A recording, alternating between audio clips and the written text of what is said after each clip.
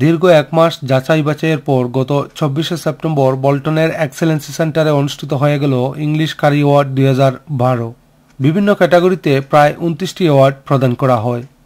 পুরো ব্রিটেনকে ৯টি জোনে ভাগ করে প্রতিটি জোন থেকে একটি করে মোট ৯টি কারি ব্যবসাকে রিজিওনাল বিজয়ী হিসাবে ঘোষণা করা হয়।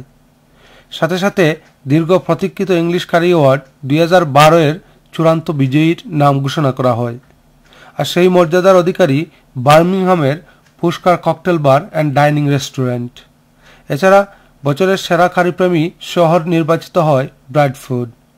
অন্যান্য ক্যাটাগরিতে সেরা শেফ অব দ্য ইয়ার, সেরা সুপারস্টার, লাইফটাইম অ্যাচিভমেন্ট অ্যাওয়ার্ড সহ বিভিন্ন অ্যাওয়ার্ড প্রদান করা হয়।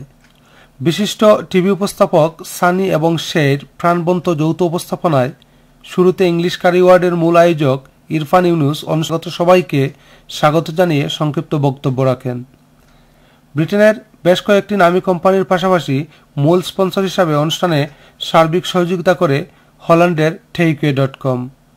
ইভেন্টের মিডিয়া পার্টনার হিসাবে ছিল নর্থ ওয়েস্টের বহুল প্রচারিত স্পাইস সিটি জার্নাল ও প্রবাস বাংলা।